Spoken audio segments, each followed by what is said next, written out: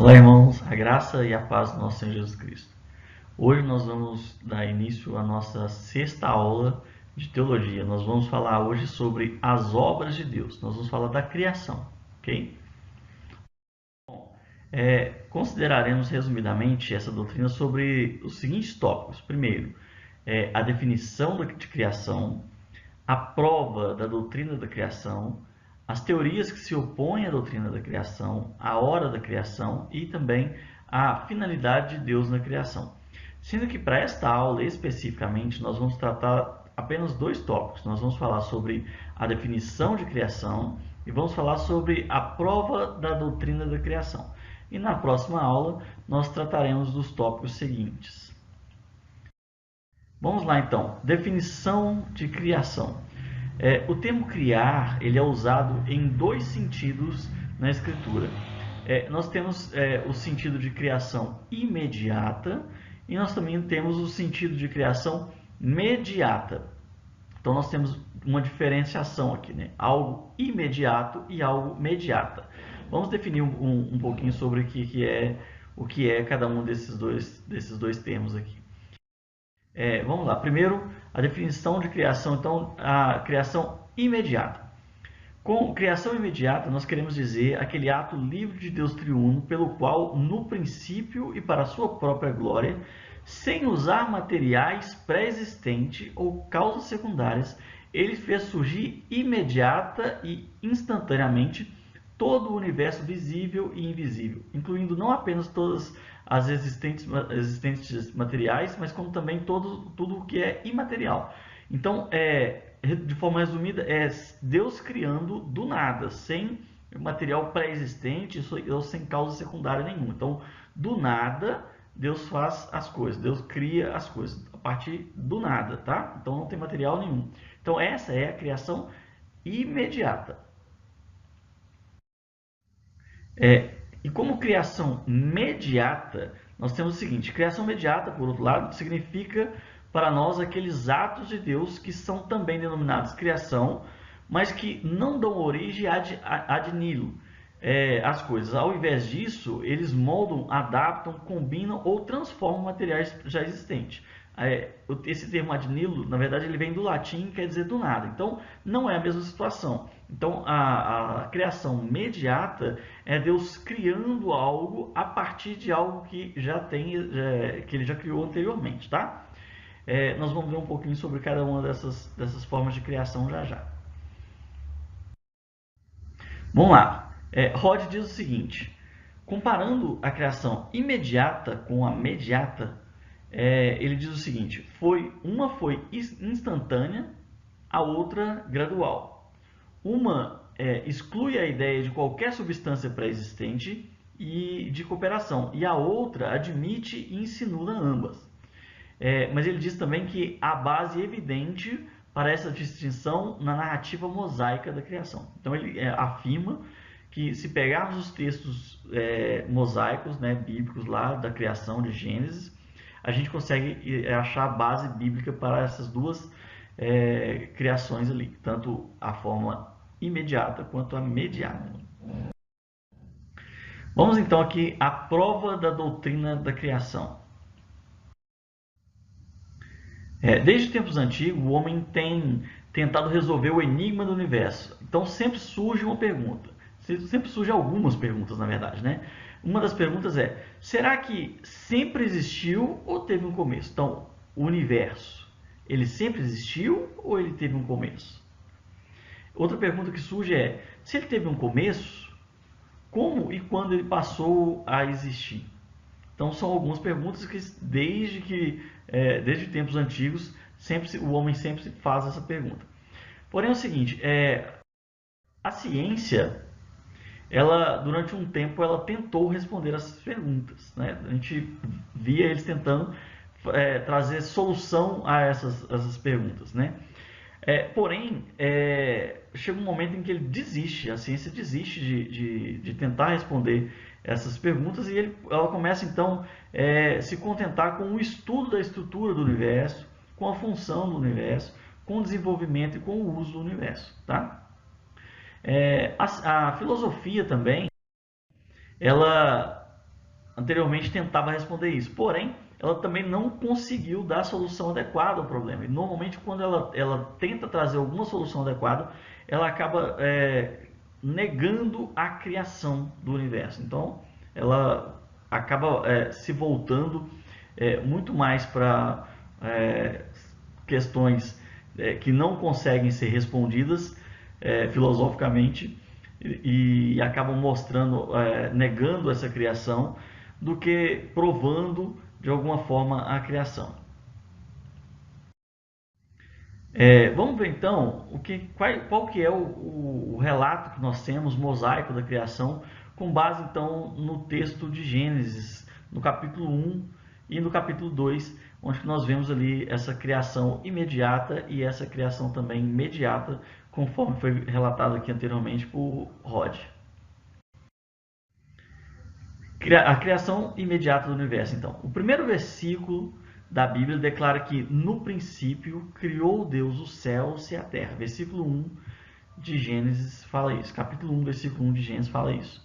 Então, de acordo com essas palavras, o universo ele não é eterno, né, e nem formado a partir de coisa já existente, e nem brotou da necessidade, mas ele resultou de um ato criativo imediato de Deus.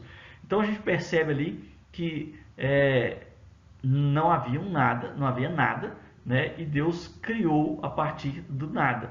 No princípio, criou Deus os céus e a terra. Ele não fala aqui se havia algo para que Deus pudesse criar. Então a gente consegue entender pela palavra ali que do nada Deus cria. E a gente consegue perceber também que não é eterno. Claro que a gente entende como eterno algo que não tem princípio ou fim. E a partir do momento que a gente vê o universo sendo criado, fica claro para a gente que ele não era eterno, né? Inclusive a filosofia de vez em quando coloca essa ideia de eternidade para esse universo. E nós vemos na Bíblia que houve uma criação para ele. Bom, o versículo 1, então, Gênesis 1, ele traz esse relato ali da seguinte forma: no princípio criou Deus os céus e a terra. Se nós pegarmos esse texto no hebraico, então ele diz ali, Bereshit bara Elohim, né? Eu vou pegar aqui, o meu hebraico não é lá grandes coisas, então vamos pegar aqui alguém que entende falando o texto no original. Bereshit bara Elohim et hashamayim ve'et haaretz. Isso. Esse termo usado ali, essa palavra usada ali, bará, essa palavra, ela representa para a gente ali nesse caso a criação a partir do nada, tá? Então, o primeiro versículo da Bíblia nós temos então Bereshit bara Elohim, né? Então, inclusive Bereshit a palavra seria cabeça, então no cabeça criou Deus, né? Ou no princípio criou Deus os céus e a terra. E nós vemos então essa palavra bará, que ela é trazida para a gente aqui como a criação a partir do nada, tá?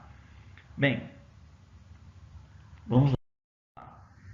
Vamos ver aqui então um pouquinho a criação imediata da presente ordem do universo. Então nós já tivemos ali uma situação de uma criação imediata e agora nós teremos então uma situação de criação imediata do universo. Vamos lá.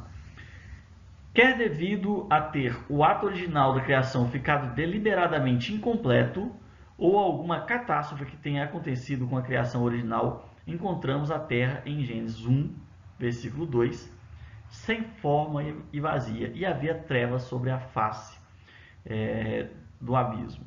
Então, nós temos ali do versículo 1 ao versículo 2 uma situação. Conseguimos ver no versículo 1 que do nada Deus criou então o universo. E logo em seguida nós vemos a palavra de Deus relatando a terra sendo sem forma e vazia. E aí, por que ela está sem forma e vazia?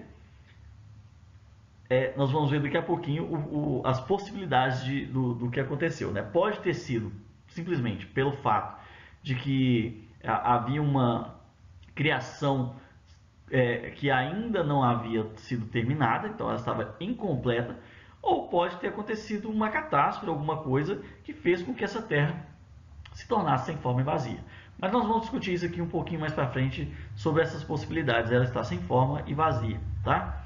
Mas o fato é que o versículo 2 mostra para a gente a terra sem forma e vazia, ok? Guarda essa informação que nós vamos usar ela um pouquinho mais para frente. Bom, vamos lá. O Sol estava incluído na criação original.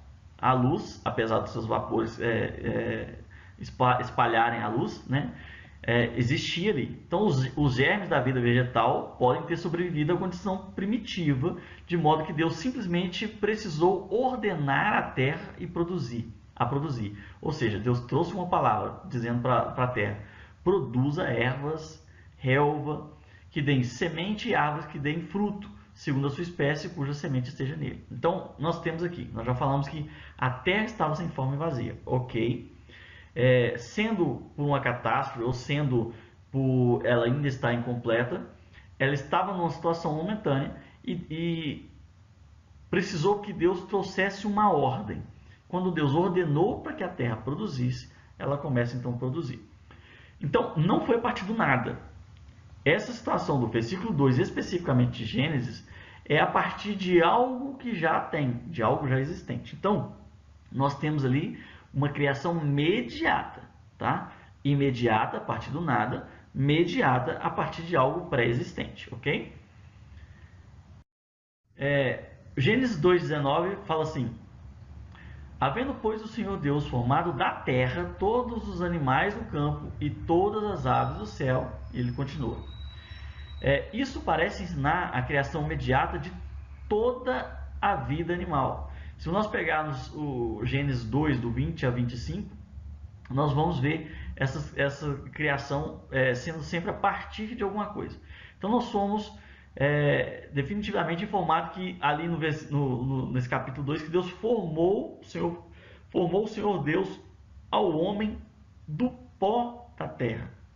Ele soprou as narinas o fôlego de vida. Então nós temos os animais sendo criados, as aves do céu, os animais do campo sendo criados a partir de algo já pré-existente. E quando chegamos no capítulo 2, nós vemos o Senhor formando o homem do pó da terra. Então, também uma criação imediata, pelo menos no que diz respeito ao corpo humano, ao corpo do ser humano, nós vemos Deus trazendo uma criação imediata. Se nós tratarmos de uma questão de alma ou espírito, talvez a gente possa discordar um pouco com relação a isso. Mas, pelo menos com o que diz respeito ao corpo humano, nós vemos ali uma criação imediata, assim como todas as outras coisas, todos os outros animais, tá? Então, o homem, criação imediata também ali. Tendo agora mostrado que a criação é tanto imediata quanto mediata, nós precisamos então seguir discutir certas questões que se relacionam à história da criação. Então vamos lá. Primeiro lugar, o que estava incluído na criação imediata de Deus? Tá aí a nossa cachorrinha Duda, né? Eu chamo ela de Duda porque Duda é dúvida em espanhol, né? Então tá aí a nossa cachorrinha Duda, já com um monte de dúvida na cabeça, e agora ela começa a fazer perguntas atrás de perguntas, uma pergunta atrás da outra. E a Duda já vem a primeira questão da Duda, e a cabecinha dela já começa a pipocar as perguntas. E vem a primeira pergunta: o que estava incluído na criação imediata de Deus? Então ela quer saber o que estava incluído na criação onde que Deus fez a partir do nada. O que estava incluso na criação que Deus fez a partir do nada? Vamos lá. Quando nós pegamos, por exemplo, o texto de Jó, no capítulo 38, a gente vê ali alguns questionamentos, né? A gente vê ele questionando, assim, olha, onde você estava quando eu coloquei o firmamento? Onde você estava quando eu falei para as águas no mar, ondas, vem até aqui, quebre até aqui, pare ali. Ele começa a questionar. E ele questiona sobre onde ele estaria quando ele criou todas essas coisas. Ele questiona até mesmo sobre a questão dos anjos ali. Então, com base naquele texto que nós vemos em Jó, e Jó, na verdade, ele é considerado o nosso primeiro livro, tá? O primeiro livro, o livro mais antigo que nós temos. Ele não é considerado nem o Gênesis, realmente o livro de Jó é considerado o livro mais antigo que nós temos. Com base nos textos que nós vemos em Jó, seguramente o Senhor criou ali não somente os céus, mas ele também criou todos os habitantes angelicais do céu. E, claro, também a terra, a água, os gases, todas as coisas ali estavam criadas, tá? Então, cria-se a terra, os planetas, o universo em si, e ele cria os céus e os seres angelicais. Então, nós temos isso seguramente com base nos textos que nós lemos em Jó, ok? Bom, volta a nossa dúvida com mais um questionamento. Segundo lugar, será que o versículo 2 de Gênesis capítulo 1, ele representa a condição original da Terra ou uma condição resultante de um grande cataclisma? Foi o que nós começamos a comentar aqui no início da nossa aula. Então, olha a dúvida. O versículo 2, a terra sem forma e vazia. Essa era uma condição original da terra ou aconteceu alguma coisa que fez com que ela ficasse sem forma e vazia, um cataclismo? Vamos lá. Isso pode ser respondido de duas maneiras. Bom, primeiro, sim, era uma condição original pela ausência de qualquer declaração definida em contrário, né? Então, como não temos nenhum relato ali em Gênesis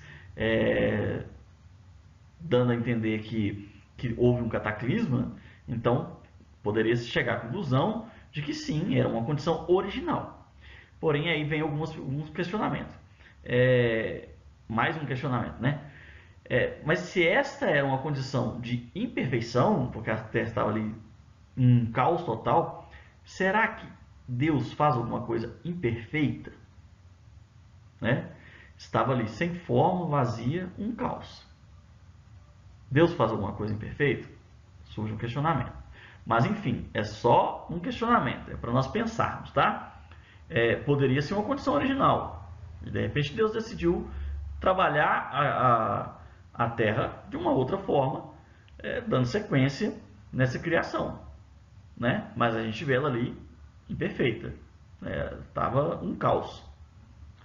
Bom, ou a gente também pode responder da seguinte forma: não, né? Ou então um cataclisma, né? E aí tem alguns textos, né? Jeremias, Isaías, que indicam claramente que a terra havia passado por uma mudança cataclísmica, né? Resultante então do julgamento divino.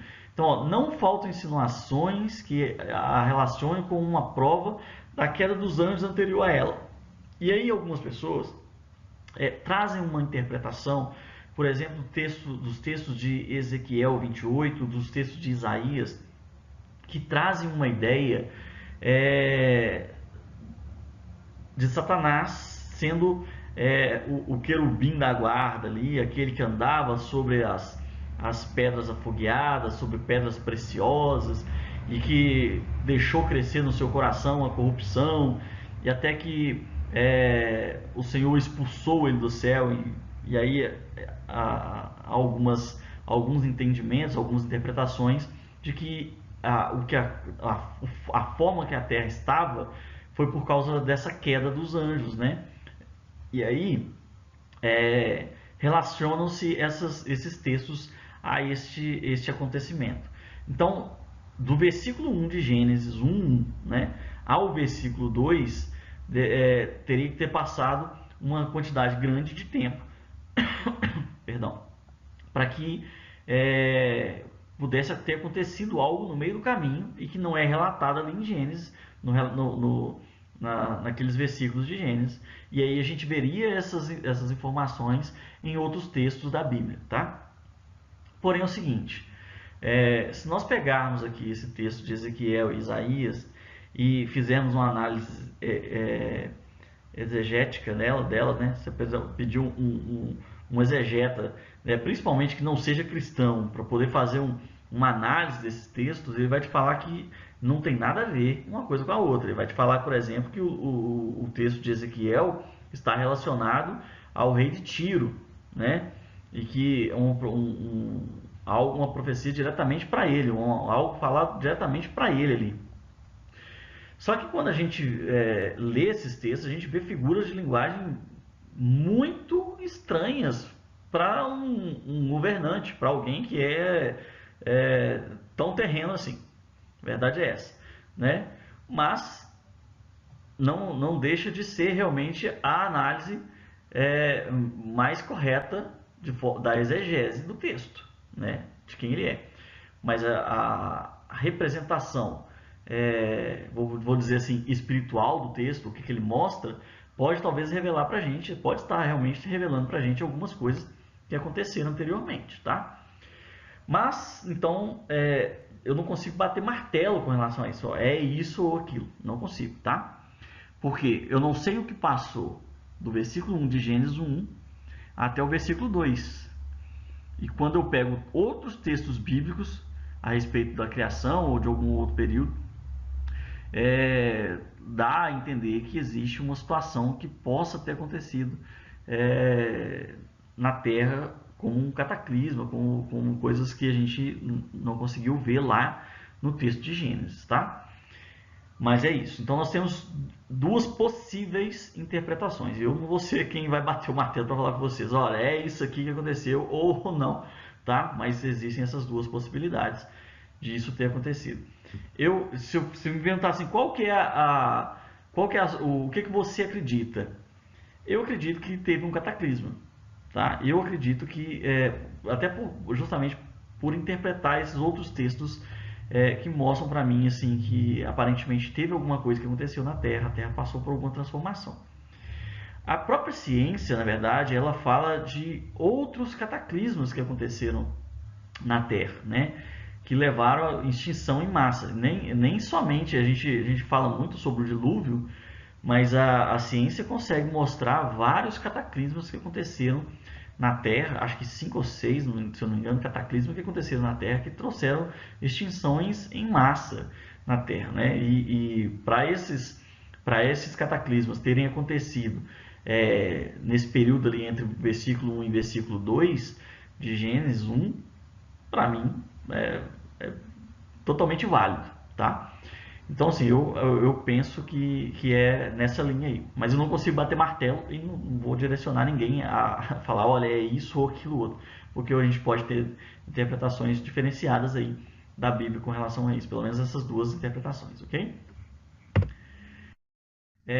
Terceira coisa que a Duda vem pra gente aqui com dúvidas, né? E a Duda, então, tem mais um questionamento. Olha lá. Houve um período longo ou curto entre a criação original de Gênesis 1 e os 6 dias da criação no resto do capítulo? Opa! Então tem outro questionamento aqui. Falamos então de 6 dias de criação, né? A gente fala que teve 6 dias, no 7º dia o Senhor descansou. E aí? 6 dias são 6 dias como a gente conhece hoje, 6 dias de 24 horas? Ou quando a gente fala de 6 dias, a gente está falando de um período de tempo em que foi representado ali como 6 dias. Vamos lá. Russell Shedd fala o seguinte: a doutrina de tempo vastíssimo anterior a 6 dias da criação era comumente aceita pelos antigos e estudiosos. Então, a doutrina de tempo vastíssimo anterior a 6 dias da criação era comumente aceita por antigos estudiosos. Então, ele quer dizer que nos tempos antigos, os estudiosos, eles acreditavam que esse período de 6 dias não eram 6 dias de 24 horas. Então, um tempo vasto era considerado. Russell Shedd traz essa informação para a gente. Então, o intervalo ele pode ter chegado a milhares ou mesmo milhões de anos. Mas, porém, entretanto, né, há algumas pessoas que afirmam que a atividade criativa original prosseguiu imediatamente com a produção das coisas descritas no restante do capítulo. Então, algumas pessoas acreditam que sim, que a partir do momento em que a Bíblia fala que o Senhor definiu ali manhã e noite, né? Dia e noite, né? Tarde e noite. Como é que é? Manhã. Como é que é o versículo? Vamos pegar lá. Deu um branco aqui agora. Gênesis 1.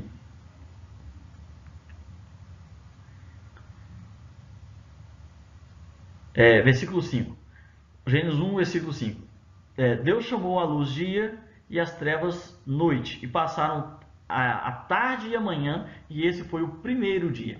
Então, para essas pessoas, quando o Senhor traz ali uma definição do que seria dia e noite, automaticamente eles entendem que esse dia e essa noite seriam então esse período de 24 horas, como nós temos hoje, dia e noite, né? E aí então entende-se que seriam 6 dias realmente essa criação. Bom, vem a dúvida outra vez aqui então, trazendo mais um questionamento, mais uma dúvida para a gente. Devemos pensar nos 6 dias como sendo 6 longos períodos ou como 6 dias literalmente? Então, olha só quanta coisa nós temos. Eu não sei quanto tempo se passou do versículo 1 ao versículo 2. Né? Deus criou de forma imediata todas as coisas. E aí, quando a gente chega na Terra, ela está sem forma e vazia. Eu não sei quanto tempo passou. E aí, quando começa a semana da criação, eu não sei se esses dias eles são dias de 24 horas ou se eles são períodos de tempo. E aí, vem a dúvida. Devemos pensar em 6 dias como sendo longos períodos ou como dias literalmente? Bom, acontece que Shed mais uma vez vem falando para a gente, de um modo geral, que a exegese patrística e medieval nos dá como longo período e não dias de 24 horas. E essa última interpretação ela tem prevalecido somente nas igrejas modernas. Então ele diz para a gente que somente as nossas igrejas modernas é que têm entendido que esse período de 24 horas os períodos 6 dias era período de 24 horas. Porém, a exegese dos textos patrísticos mostra para a gente que eles acreditavam que esses 6 dias eram, na verdade, longos períodos e não dias de 24 horas. Tanto os patrísticos como a igreja medieval também. A questão é que eu tenho então aqui tempo em contrário, né, em oposição ao dia. Só que é o seguinte, muitas vezes a palavra hebraica para dia, né, yom, ele é traduzido como tempo. E nós temos alguns versículos que mostram isso. Tem 2 versículos específicos aqui, em que essa palavra dia aparece para a gente ali, mostrando como tempo e não como um dia de 24 horas. Por exemplo, Gênesis 26:8 fala assim: e aconteceu que, como ele esteve ali muito tempo, Abimeleque, rei dos filisteus, olhou por uma janela e viu, e eis que Isaac estava brincando com Rebeca, sua mulher. Esse texto usado ali,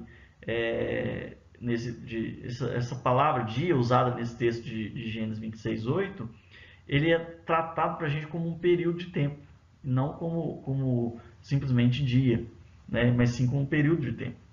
E Gênesis 38:12 também fala: tempos depois morreu a mulher de Judá, filho de Suá. Esse mesmo texto de Gênesis 38:12 também traz a mesma palavra, dando para a gente a ideia de tempos e não simplesmente de dia, tá? De um dia de 24 horas, e sim um tempo, tá? Específico, um período específico. Vem a dúvida mais uma vez. Bom, espero que essa seja a última dúvida, o último questionamento da dúvida. Já está olhando para mim até com cara de raiva, tá vendo? Dessa vez ela tá com um pouquinho de cara de raiva aí. Ela diz o seguinte, ó: qual foi o método que Deus usou para criar imediatamente? Tá, então nós temos a criação da Terra, ou recriação da Terra, né? Como alguns vão acreditar, vão dizer que na verdade não seria uma semana de criação, e sim de recriação, né? Deus recriando a Terra. Qual que foi o método que Deus usou para criar de forma imediata a Terra? Diz assim então: o Espírito de Deus se movia sobre o abismo e Deus falou e deu poder à sua palavra através do seu Espírito. Então o Espírito de Deus estava ali e ele, pela sua palavra, esse é o meio do qual ele usa para poder trazer então essa criação imediata da Terra. Então os evolucionistas teístas afirmam que Deus usou a evolução como método de criação. Presta atenção, nós temos os evolucionistas, os criacionistas e nós temos evolucionistas teístas, tá? O evolucionista normalmente ele crê de que as raças, né, os seres, todas as coisas partiram de um ponto específico sem que houvesse alguém que criasse aquilo ali, né? Especificamente por uma ordem, né? Um decreto ou alguma coisa assim. Nós temos os criacionistas que creem que Deus criou as coisas já da forma que já estão.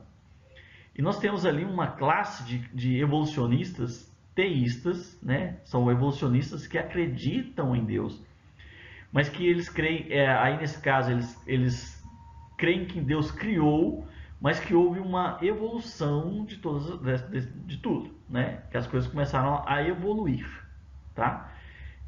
E aí eles acreditam que esses evolucionistas teístas, eles acreditam que a evolução foi um meio pelo qual Deus usou, o método, né, que Deus usou da criação, tá?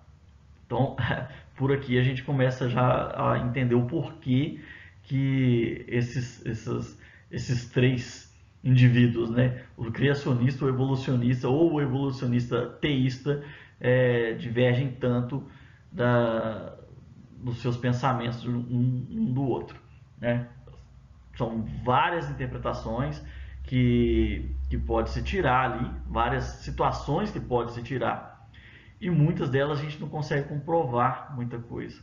Então a gente tem, claro, uma série de especulações acontecendo no meio do caminho, tanto de um lado quanto do outro, de possibilidades que pode ter acontecido. Quando eu vou pela Bíblia, pela palavra de Deus, mesmo sendo a palavra de Deus, eu ainda consigo ter algumas interpretações que sejam divergentes uma da outra, tá? O que não muda em nada o poder de Deus sobre a humanidade, sobre o universo e sobre as suas criaturas, tá? Não muda em nada.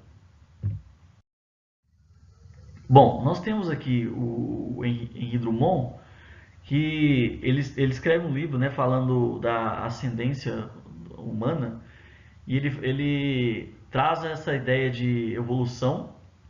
Ele apresentou, né, a ideia de que a evolução e a lei são apenas os métodos da divindade. Então ele é um dos que crê. Ele é biólogo e era, né, biólogo e teólogo, né, e acreditava então nessa evolução.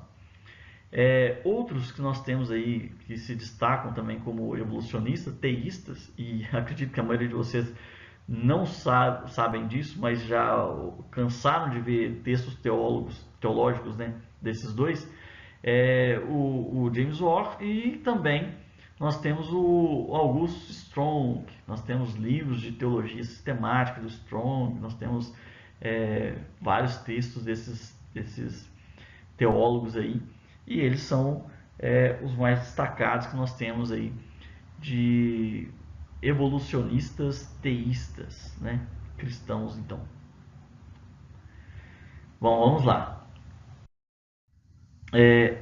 Temos ainda aqui algumas outras provas da criação. Então nós não temos somente as provas da criação dos relatos de Gênesis, né? Nós temos outras provas de outros textos bíblicos também que trazem aí as provas da criação.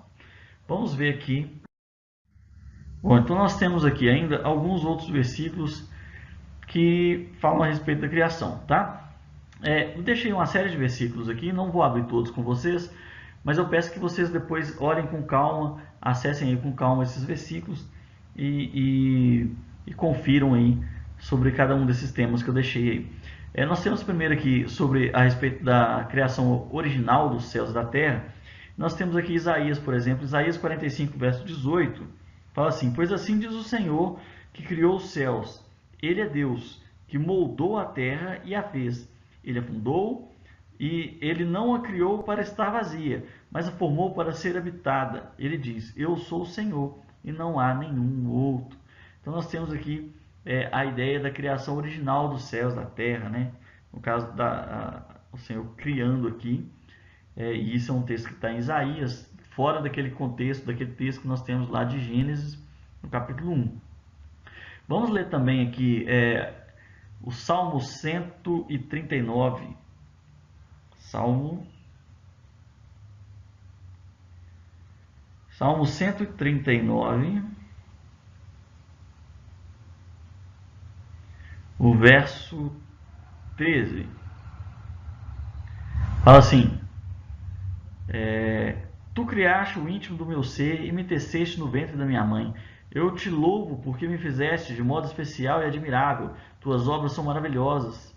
Disso eu tenho plena certeza. Meus ossos não estavam escondidos de ti quando em secreto fui formado e entretecido como nas profundezas da terra. Os teus olhos viram o meu embrião. Todos os dias determinados para mim foram escritos no teu livro, antes de qualquer deles existir. Então aqui nós vemos esse texto tão lindo aqui, sobre a respeito mostrando Deus como criador do homem, né? E aqui é assim conosco, Ele desde ali do início, deixando nossos dias escritos já. Assim como nós vimos, por exemplo, na nossa última aula a respeito dos decretos, o Senhor já deixando algo ali escrito, né, para nós. Vamos ler também aqui, mostrando o Senhor como criador de todas as coisas. Isaías 45, 12. Deixa eu ver se é este. Fui eu que fiz a terra e nela criei a humanidade. Minhas próprias mãos estenderam os céus. Eu dispus do seu exército de estrelas. Olha só. Criador de todas as coisas. Ele fala que ele fez a terra e ele criou a humanidade. Olha, ele fala de estender as suas mãos no céu. Então nós mostramos aqui o Senhor como criador de todas as coisas. E temos ainda também Deus criando através do seu Espírito e também através da sua palavra. E nós vamos ver isso em Salmo, no capítulo 104, Salmo 104. Salmo 104, o verso 30.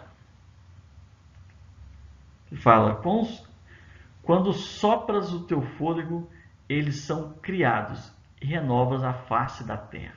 Sopra o seu fôlego. Nós estamos falando aqui do fôlego do Senhor, o seu Espírito. A Bíblia fala que Ele soprou sobre nós o seu Espírito, né? E nós passamos a ser alma vivente. Olha só para você ver. Então nós temos aqui o Espírito de Deus criando. E nós temos ainda também o Salmo 148, o verso 5. 148, verso 5, que diz o seguinte: louvem todos eles o nome do Senhor, pois ordenou e eles foram criados. Então, quando ele diz ordenou, ele está dizendo que ele soltou a sua palavra, né? Ele trouxe a sua palavra, ele deu ordem, e aí todas as coisas então foram criadas. Bem, chegamos então ao final da nossa 6ª aula de teologia, onde nós falamos um pouquinho sobre a criação. A nossa próxima aula nós também continuaremos nesse tema sobre criação e falaremos sobre aqueles tópicos lá do início que eu falei que nós deixaremos para a nossa próxima aula, ok? Então eu aguardo vocês na nossa próxima aula. Até lá!